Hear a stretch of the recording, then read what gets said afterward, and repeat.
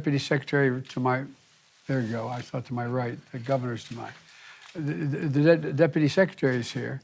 We're investing $35 million in MP Materials, currently America's only rare earth mining and processing operation, to help create a fully domestic supply chain for the magnets that power electric vehicle motors, wind turbines, and so much more.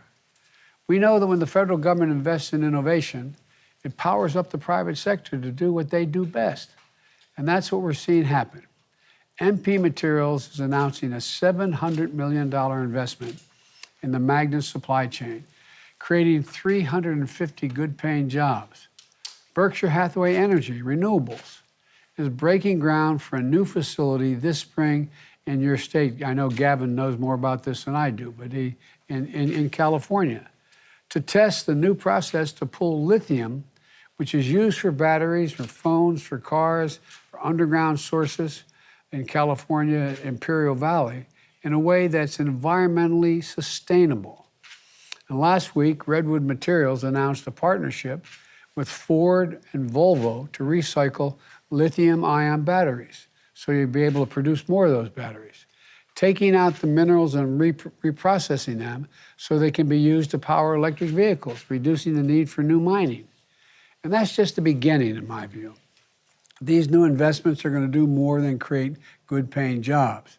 They're also going to set America up to lead the world in building a clean energy economy and a clean energy future.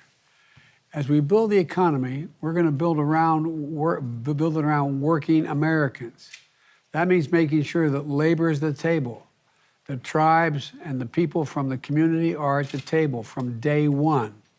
And that environmental protections are paramount. We have to ensure that these resources actually benefit folks in the communities where they live, not just the shareholders. And that's going to create good-paying union jobs. And that produces more sustainability. You know, so we can avoid the historical injustices that too many mining operations left behind in American towns. I come from Scranton, Pennsylvania, used to be an anthracite coal mining. Mining is mining is mining, but there's all kinds of it. And that's why working to modernize America's mining laws and regulations, some of which are 150 years old. That's why I've asked the Secretary of Energy, Governor Granholm, Secretary Granholm, but you're my governor, former governor, to visit the Imperial Valley in California and hear directly from local residents how this will impact on them. I know everybody's excited about the opportunity ahead. So with that, we're going to hear from Jim Litinsky, CEO of MP Materials. And Jim, let's start with a question. What will the Defense Department's $35 million investment allow you to do in your process? Well, thank you, Mr. President. It's an honor to be here today. This DoD investment delivers on your call to action of a year ago to restore America's supply chains. So your investment will complement more than $700 million that MP will invest by 2024 to create an American rare earth magnetics supply chain. As you said, these magnets are essential to our economy and the clean energy transition. So my team is committed to bringing this supply chain home, and we are doing so with an operation that is a benchmark for innovation and environmental sustainability. You know, we proudly operate in the state of California under the very high standards that should make all Americans proud. You know, we founded this company 5 years ago. At the time, Mountain Pass was in care and maintenance with only 8 employees. Many actually doubted that it could ever be restored, but we got to work and built a great company poised to become an American champion. So I hope that our story is a symbol of what is possible. One thing I've learned, Mr. President, is that American manufacturing spirit is second to none when we all work together. But the truth is, multi-billion-dollar supply chains do not move overnight. It's going to require capital. It's going to require perseverance. It's going to require strong coordination between the upstream and the downstream. And most importantly, it's going to require a true commitment from leadership across the board. And sir, convening this group today sends a powerful signal that is a catalyzing effect. So I want to thank you and your team. Thank you to the DOD. Thank you to Governor Newsom and everyone assembled here today. I also want to recognize the 400 American heroes at MP who report to work every day with an unwavering commitment to see this mission through. Thank you. Jim, do me a favor for listeners to tell me a little bit about the process that you undertake to allow us to compete with China, for example, and other countries in terms of providing access to this rare material, what we're looking for. Yes. Well, sir, the good news is we are currently the second largest producer in the world. And we have, and this may be a little detailed for those who don't know about mining, but we have a dry tailings process and 95% of the water we utilize is recycled. So that means that not only are we competing globally, but we are also doing so in a way that, as I've said, all Americans can be proud of. We are, I can say confidently, we are the most environmentally friendly rare earth operation in the world. Well, I was told by our my environmental guru here that she pointed out to me that by 2025, we're going to be producing 500,000 electric vehicles per year. You'll be able to provide the material for 500,000 electric vehicles per year. Is that right? That's right, sir.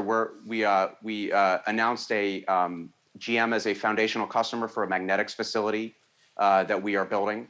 And so I think the really important thing here is we are investing across the board, end to end, exactly as you have called for, so that we can have actually every aspect of this supply chain in the United States of America.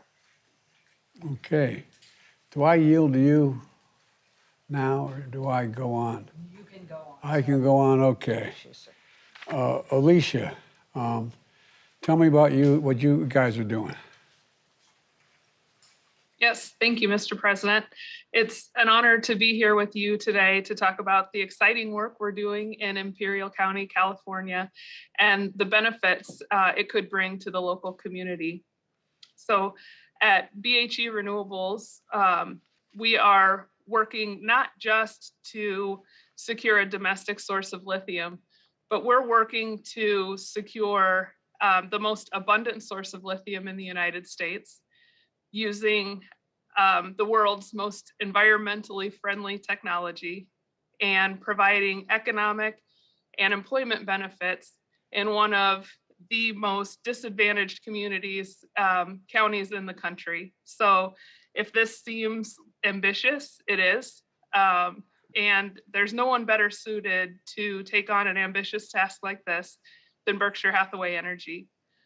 We've been operating geothermal plants in the Imperial Valley for 40 years, and we're currently operating 10 geothermal plants by bringing superheated brine from several miles beneath the Earth's surface and using steam from that brine to generate clean baseload power.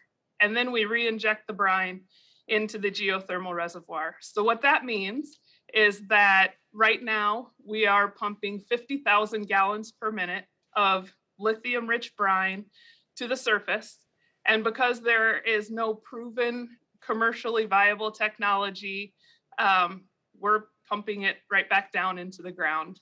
So the good news is that we are currently undertaking 2 demonstration plant projects to prove that we can recover that lithium as we have it above ground in a commercially viable manner. So the first of those demonstration plants is actually going to come online this April.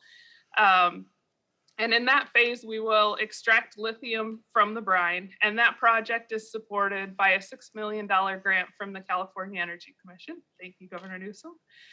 And the second phase of the demonstration is supported by a $14.9 million grant from the Department of Energy. So thank you, Mr. President.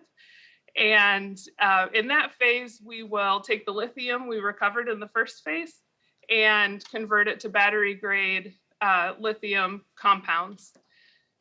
If both of these demonstration projects are successful, We would then be in a position to begin construction of our first commercial plant in 2024, and by 2026 be commercially extracting lithium from our geothermal brine. As we undertake these demonstration projects, we're engaging with the Lithium Valley Commission, which is a group of tribal leaders, local community representatives, labor leaders, and environmental justice groups. And we're engaging with them from day one to make sure that lithium production in the Imperial Valley is done in a way that benefits everyone. We're also investing in local education. So recently we donated $130,000 to the Westmoreland Union Elementary School District, and we committed $25,000 in scholarships for STEM education at the local Imperial Valley College. We're also working with local educational institutions to develop programs, training programs, curriculum, internships, and hands-on opportunities at our site to help prepare the local residents for future careers in the geothermal and or lithium business. So we're definitely committed to delivering a secure lithium future and are living up to the values that you've laid out for us, Mr. President. So thank you again for the opportunity. Well, I think it's really important. You know, we have to learn the lessons from the past couple hundred years of mining generally, and I really mean it. And I understand. I'm told. I'm looking at my notes here. I'm told that you're providing scholarships for local students taking STEM courses. Is that right? It is. Yes. And are you going to be developing internships as well? I mean, this is. Correct me, Governor, if I'm wrong, but I think this has the 5th highest unemployment rate in California, and the poverty rate is over 24%. So this ought to be not only good for lithium, but good for the residents. I mean, if you're really going to do that, are you going to stick there in the community? Yes, absolutely. Like I said, we've been in this community for almost 40 years. We have been working with local educational institutions to develop the curricula that will train the workers for the lithium business of the future. Also internships, which apply to, you know, engineers and things like that, and on-site hands-on training opportunities for folks in the local community as well. So whatever your interest is, if it's a 4-year college, 2-year college, going straight to work, we're making sure that we have opportunities for you at our plants in the Imperial Valley. Well, good. Well, we came up with a bipartisan infrastructure bill that provided only $4 billion to help in this process. So I hope it. I stick to what you're saying. I appreciate it. I mean, the $4 billion is for electric batteries. That's which you're a big part of. All right. Well, thank you. Yes, and, thank you. Now you got to let me know when I'm supposed to stop here. But Sylvia, where's Sylvia? There you are, Sylvia. How are you, Sylvia? You're the executive director of the operation. Can you tell me a little about what you're going to be doing? Yes, well, thank you, Mr. President. And really, it's a privilege to be joining you here along with Governor of my state and all the industry leaders. And I am the executive director of Alianza Coachella Valley. I also chair the Lithium Valley Commission. And really, we have a great opportunity to really meet the community where they are. So I thank you for recognizing that the Salton Sea region is already battling with some of the highest unemployment rates. We were also one of the regions that are hardest hit by the COVID pandemic. So for the last 10 years, Alianza has been working alongside community members to address the issues that they see most important to their lives, the issues that a lot of times prevent barriers to them having real opportunities for economic progress. And those issues have been issues around infrastructure. And when we're talking about infrastructure, we're also talking about the same infrastructure that left our mostly agricultural community at a disadvantage when it came to being able to protect themselves from COVID.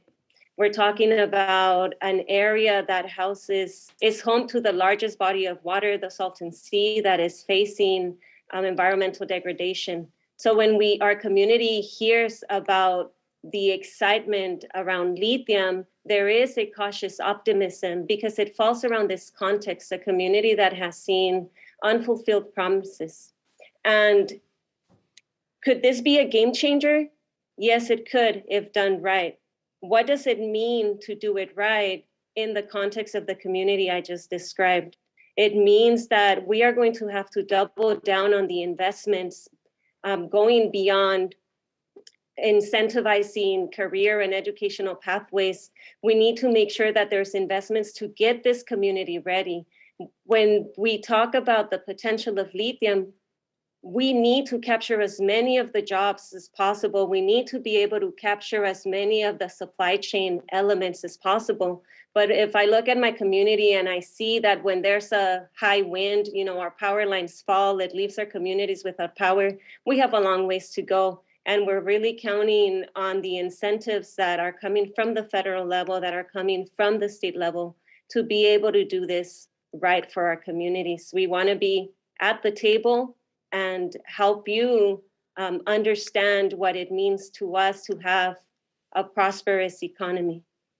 Thank you, Mr. President. Well, thank you. We're going to, at the federal level, we're investing billions of dollars in making sure that you have resilience in your energy supplies. For example, you talk about, the electric power and transmission lines and the like.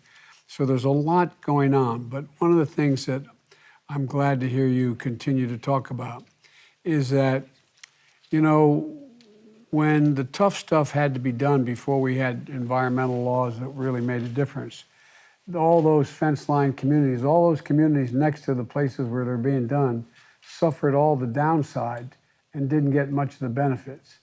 And it's my hope and my expectation that those communities, like the farming community that you represent, that you're talking about, get the benefit of being able to be employed and being able to generate a living from what's going to be happening here and are protected environmentally.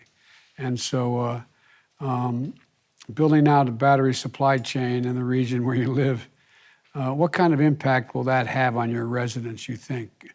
What's your worry and what's your expectation and hope?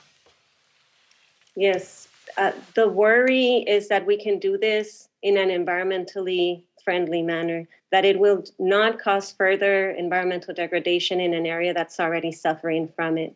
The hope is that we can really be transformative, that our community can be much more engaged from the beginning, determining where potential investments should go, that they can have a seat at the table when we're talking about community workforce agreements and determining what % of labor should come from the local region. If you ask me and you ask my colleagues on the ground, all of them, right? We should prioritize local hiring. We want good jobs, quality jobs that are paying benefits. And we want to make sure, again, that this community is transformed beyond only building the industry up. We have a beautiful landscape, but we also have a landscape that needs additional infrastructure, roads, access to parks, access to the outdoors. And I think we have the right pieces to build from. The values that you have mentioned are in alignment with the values that the community is asking for. The framework that I know Governor Newsom will talk about is in alignment with what we're asking for. Now, the hard part is in the details in implementing it and making sure that all of us can be working and having those tough discussions, whether it's going to be that we're asking for fees, royalties, community benefit agreements, and that we really let the community determine what those benefits ought to be. Well, thank you. Gov, I think you agree that one of the great things about the country is that we don't have to choose jobs over the environment or public health. And Committing to the highest environmental standards could even be one of our nation's most competitive advantages if we're smart about it. We've talked about that, you and I.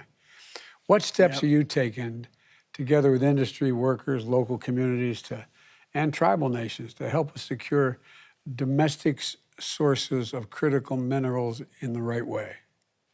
Yeah, well, first of all, I can't impress upon you, Mr. President, how important your words are to the community. You heard that in Sylvia reflected in her comments. But look, at the end of the day, there is anxiety that, with what we refer to as the Saudi Arabia of lithium down there in Imperial Valley, this extraordinary economic opportunity that now presents itself, that people can be left behind. And to hear you reinforce that frame, that it's not just about growth in the abstract, it's about inclusion. It's about reconciling the past and making sure that our values are front and center in our policy to accelerate into the future. And so just those words are important, but I want you to know we're following up by codifying them and organizing with Sylvia and her team with a community benefits package, focusing not just on the economic opportunity, but making sure that the growth and inclusion strategies include local hires, include local benefits in a sustainable way. And that's what's so exciting from my perspective, because there's an old African proverb that says, you want to go fast, go alone. But if you want to go far, go together.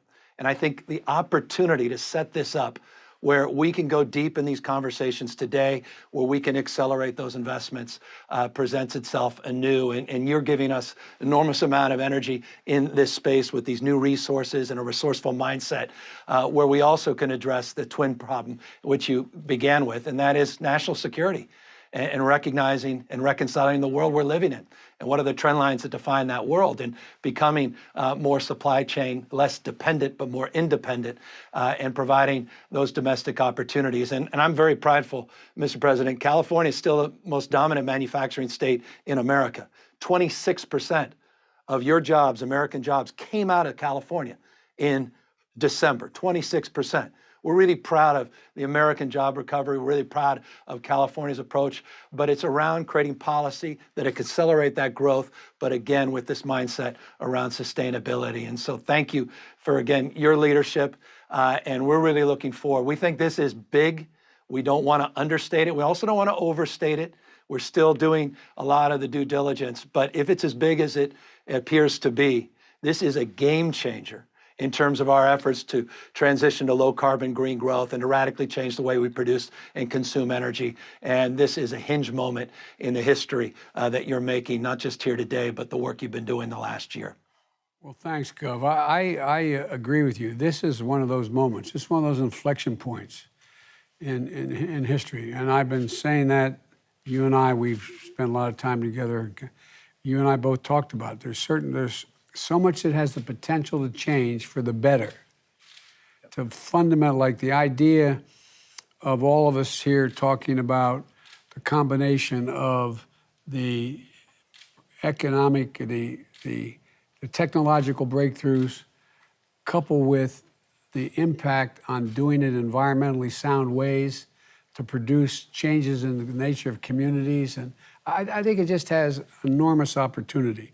And as someone was pointing out to me today, your economy in California is bigger than about the size of Russia's. For real. No. Twice the size, Mr. President. I know. Fifth largest economy in the world, so treat us well, thank you. But who's paying attention, right?